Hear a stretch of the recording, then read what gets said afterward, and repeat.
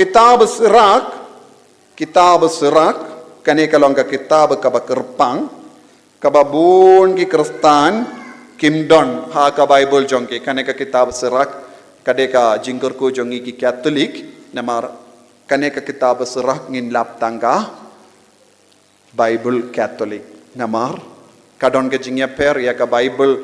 jongi kiwei pat ki kinkon Kristan, bat ka Bible jongi Katolik, ngidon hinye po lai tilli ki kitab, but kiwei pat ki kin hun Kristan ki don tang hindri utilli ki kitab.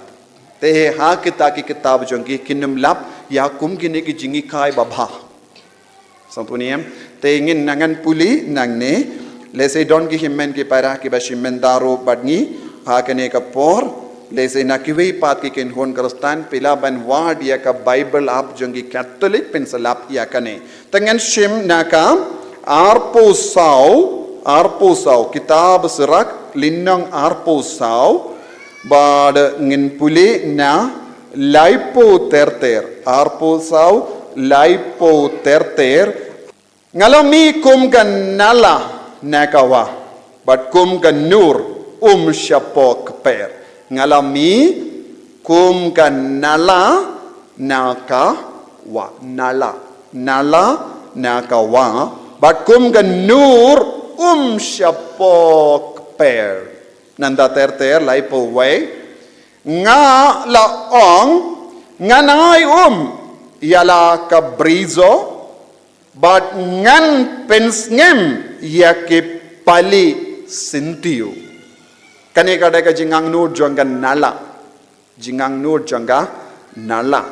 minang no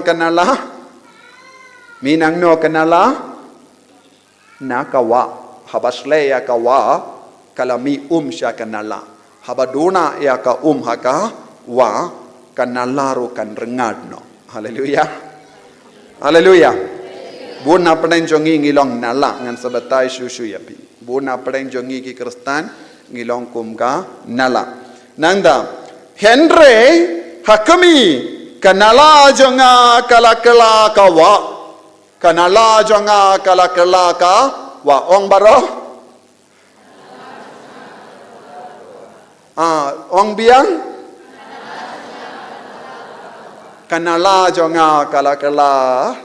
kawa